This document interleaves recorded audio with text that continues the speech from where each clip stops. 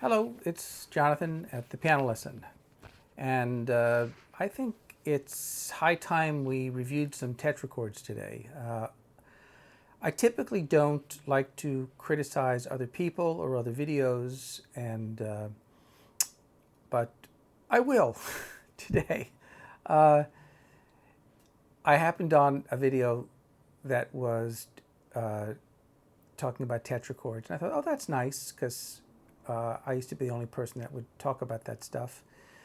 And then when I watched the video, I realized that there was a lot of misinformation being shared. And the video got about over 400,000 views, and the channel has like 800,000 subscribers. And I just thought, there's a lot of misinformation going on out there. Now, I will say that the term tetrachord can mean different things to different people. And it certainly has meant different things throughout history to some extent. But let's just be clear about what we're talking about. We're talking about a group of notes bound by a perfect fourth. It's not that they're four notes. So, and the etymology of the word tetra comes from the Greek language, meaning four. So I'm watching this video, and they're saying, well, don't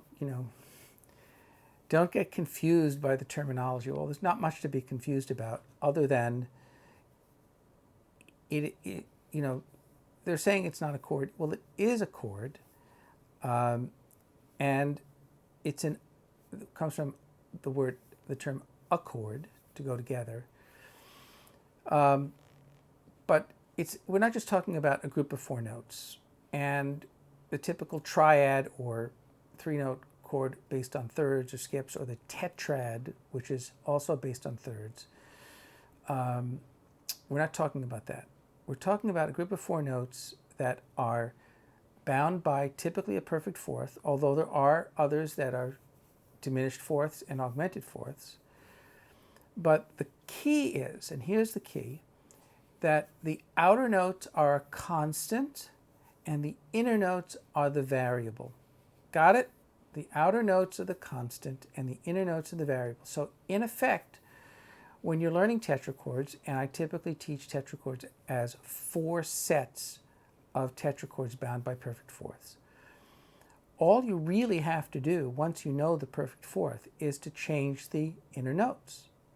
That's really the essence of what the Greek tetrachord was. And when I'm watching this video and they're saying, well, they said there's a major tetrachord, good, a minor tetrachord, okay, fine, harmonic, okay, fine, and then chromatic. Now, for our purposes, there really is no chromatic tetrachord, okay?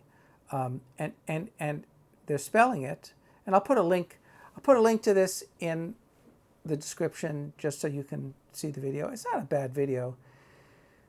But that's the main point of understanding tetrachords, is that the two outer notes are constants and the inner notes are variables. And the fourth tetrachord that she left out was Phrygian. Now, interestingly enough, I gave you a hint, it's a woman. Interestingly enough, the term Phrygian was used in the video, but it wasn't part of their description of the four sets of tetrachords, which I found strange. And the spelling of the chromatic tetrachord was not a fourth. And that, if you don't understand that, then you just, not only will you not be able to understand tetrachords, you won't be able to understand music, because music and reading music is all based on intervals. It has nothing to do with notes per se, right? So I'm looking at this chromatic tetrachord, it's C sharp, or D, E flat, right? This is not possible, okay? A tetrachord is a fourth, any kind of a fourth. If you start on a C and you recite the alphabet, C, D, E, F, that's a fourth, okay? Start on any letter in the alphabet, A, B, C, D, that's a fourth, okay? Or you go backwards, D, C, B, A, that's a fourth. So it has to be some kind of an A and some kind of a D, right? Or some kind of a C and some kind of an F. Now, it could be C and F sharp, or it could be C and F flat. That is possible, but typically it's C and F. But it's not C up to an E. That's not it. Okay, it's just not.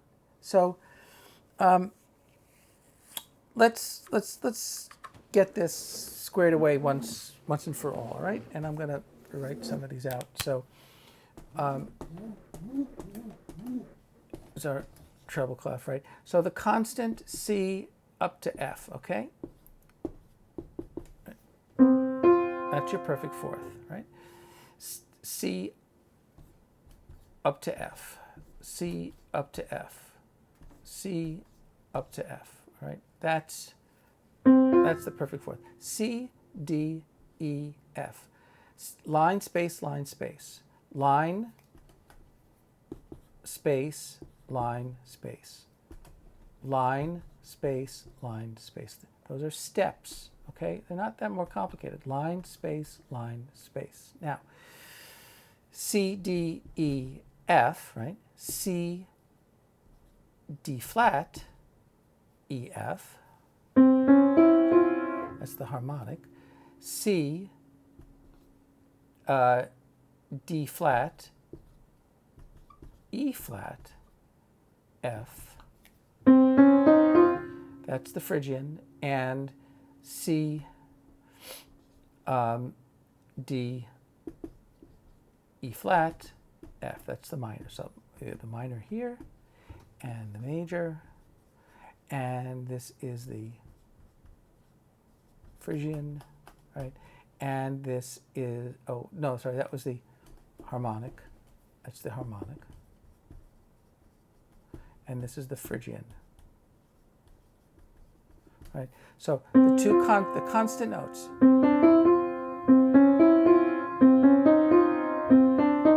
Right? In whatever order you want, all right? But those are the 4 tetrachords, and they are B-O-U-N-D, bound by a perfect fourth, all right? So they're not just any old fourth, they're perfect fourths. F is the fourth note in the C major scale. Right? Now, that's useless. I have no idea why anyone would want to learn that. It doesn't make any sense to me at all. Now, here's the other tetrachords that you might want to know. And let's hope my pen holds up. But C up to F flat, that would make sense. That's a diminished fourth. Or C up to F sharp, that is an augmented fourth. Those are the two. So that, right, that's considered F flat. So maybe like, C, D flat, E flat, F flat. Now, when would you want to know that? Well, for instance, if you're doing a diminished scale.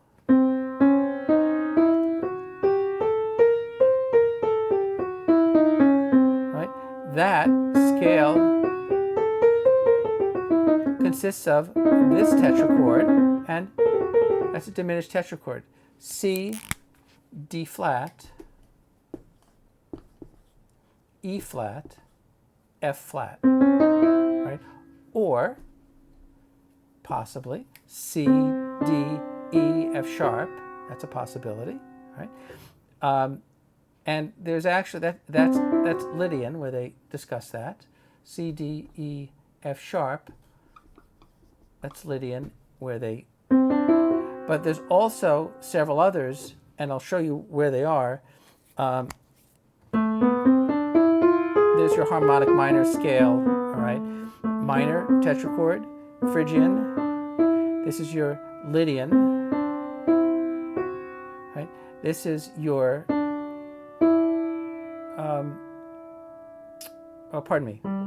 minor, Phrygian, major, because we're doing, this is the harmonic minor scale, right? That right there, right? This is D up to G sharp, that's augmented. And you have a whole step, a half step, and an augmented second. That is harmonic. And then this, as the augmented second is down below, half step, whole step. So this and this, these are similar. Here we have the augmented second up top. Here we have the augmented second below. And then the middle one that's the perfect fourth. But it's this, or sometimes this, right? But those are your augmented tetrachords, which will come in handy, so you know where they fit in like puzzle pieces in the scales that you make. Okay, you can construct scales that use similar and dissimilar tetrachords. So when would that be? Well,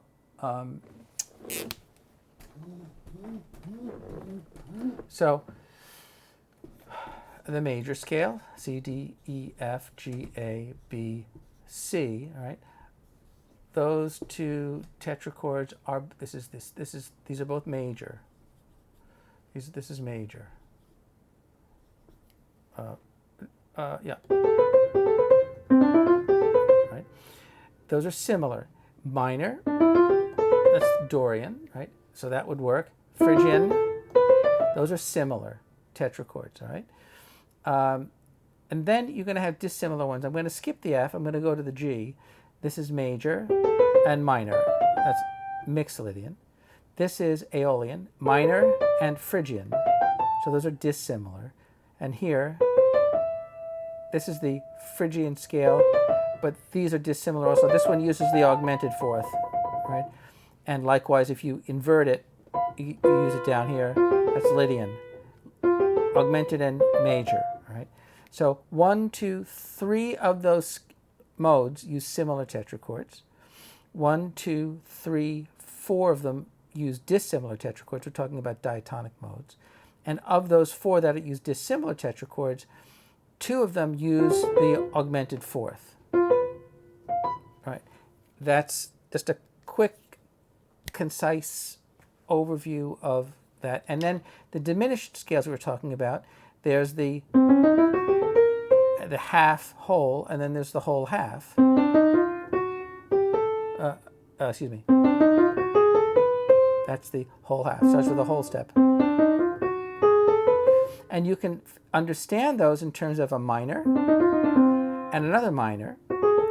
The difference being is that these tetrachords are only a half step apart, unlike most of the others that we've dealt with. That's a whole step apart. Whole step apart. Whole step apart. That's just a half step apart. Whole step apart. Whole step apart. That's just a half step apart. There, the Lydian and the Locrian, right? Those are just a half step apart. But so the diminished uses the similar tetrachords, 2 minor tetrachords. And when would you use that? Well, you could use it on a diminished chord, but you could also harmonize it. These are all diminished chords built on the notes of the scale, right? And they all work. Or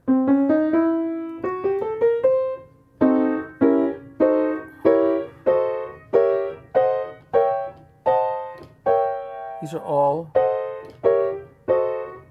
Oops, sorry. What did I want to do? Yep. Right.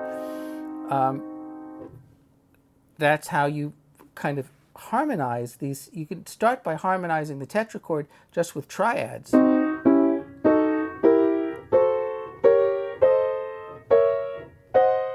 Right. If you examine the half whole diminished scale, you'll see that it's a step up from if you take a whole a whole half scale, a whole half diminished. if I start on the second degree and create a mode of that. Okay, now I'm going to come up for air for a second. You're saying, all right, this is too much. I can't deal with this. Well, okay, bye. I mean, it's not harder than this, all right? But keep in mind that all of the tetrachords, all these tetrachords that are built in perfect fourths, you know, the different types, again, the outer notes are constants, the inner notes are variables. And if you know these, and there's only really, you know, there's 4 sets that use the perfect fourth, and there's one set that uses, or 2, however you want to think of it, but you have the diminished fourth, and then you have the augmented fourth. And you can make all kinds of scales with that. And not only that, you can go through those scales diatonically. So especially the minor scale. Let's talk about the minor scales, because those are the scales that really confuse a lot of people. And you can learn them very fast because there's 3 kinds of minor scales, right? But there's natural, harmonic, and melodic. So here's natural, harmonic, and melodic. Now, I don't know if you noticed, but the lower tetrachord is a constant. It remains the same all throughout A, B, C, D. That tetrachord is a constant. And then the other ones are variables, E, F, G, A. Those are the variables. So that is natural, also known as Aeolian. But if you alter the notes, if you raise this note, right, suddenly now you have the harmonic minor. And if you raise 2 of the notes, okay, that's a major tetrachord. Now you have the melodic minor, okay? And it's that simple. Now, why would you want to know those? Well, because if you're playing music in a minor key, you're going to definitely encounter at least 2, if not 3 of those. But in a minor key, you'd use the harmonic minor because of the sharp 7th degree, but only when you use the dominant chord. Right? Not no.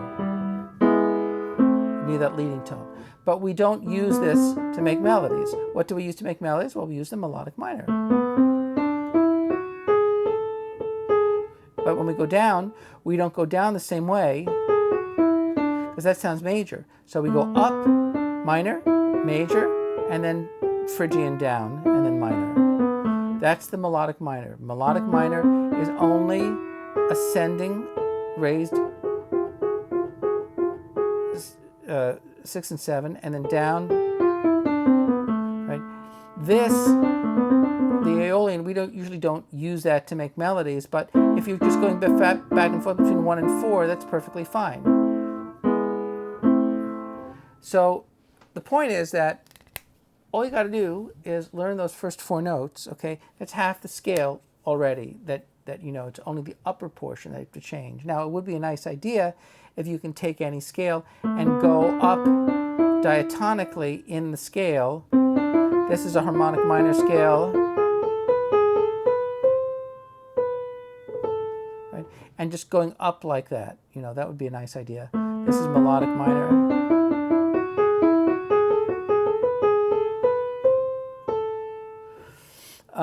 And of course, the Aeolian, that's pretty straightforward. And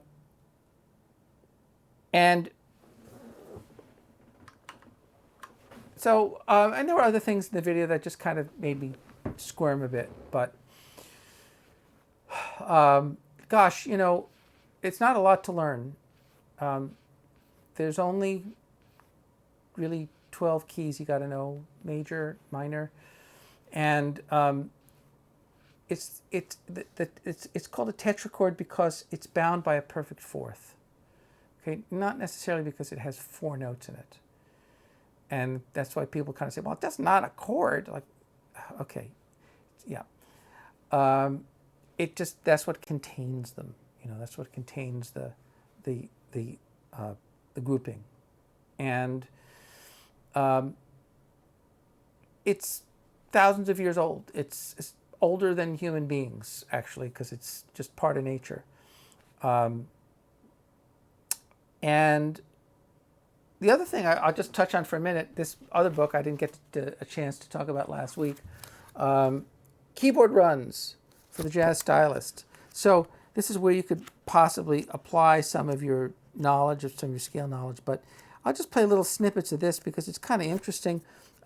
Just, to develop a repertoire of melodic devices, little repertoire of melodic devices. Oh, I lost a page there. And these are all like the little licks and tricks that jazz pianists kind of know, and usually you have to sit next to a teacher and kind of learn, or use your ear. And this book really is a good consolidation of that. And back in the old days, it came with a CD, which was pretty nice, pretty fancy. But let's just go through here for a second and find. Let's see here. I'm missing this section now. Ah, here we go. The bebop runs. That's probably, most indicative of the jazz style.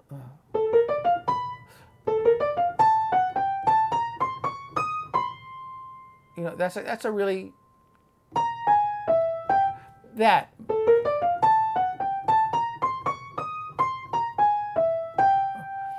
little encapsulated line would be great to transpose, and they have it over a 2-5-1.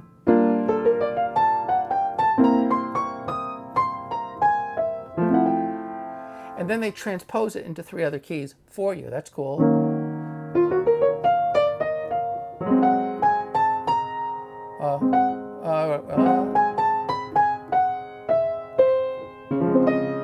And she does spell it right. So that's really nice. Here's another one. Here's another one.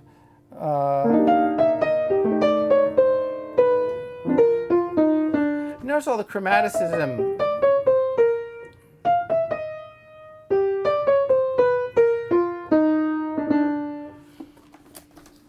It's just a repository to get these sounds in your ear and in your fingers. Now, how else could you get them? Well, doing tunes, right?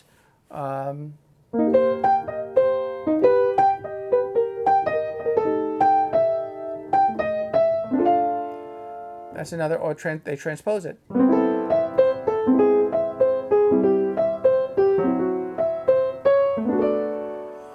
Here's another one down here. What was that? E minor 7, E flat, chromatic, D minor, D7, D flat 7, C major 7. Here's another one.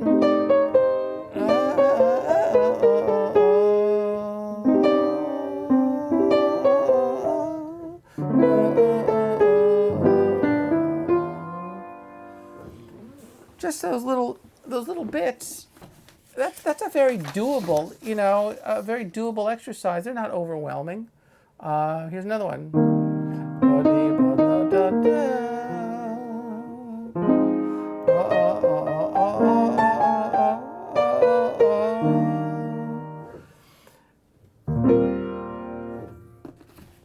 Just really cool little sounds. But that's the bebop section.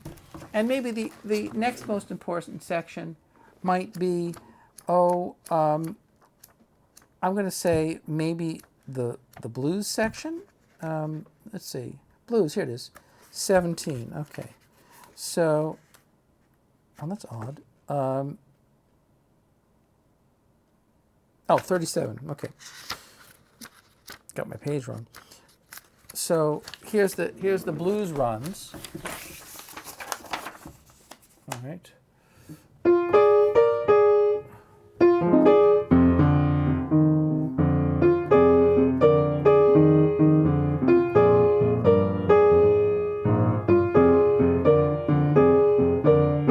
And transpose it.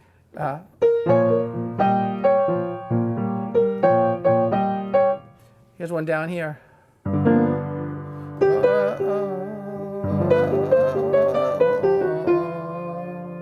Or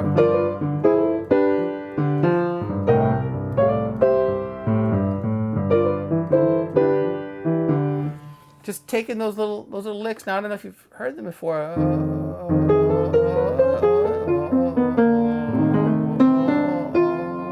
That was this guy right over here.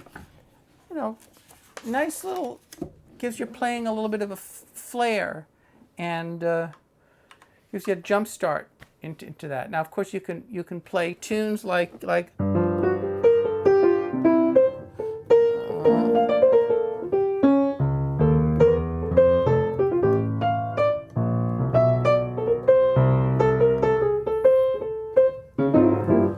Charlie Parker tunes. Get those in your fingers.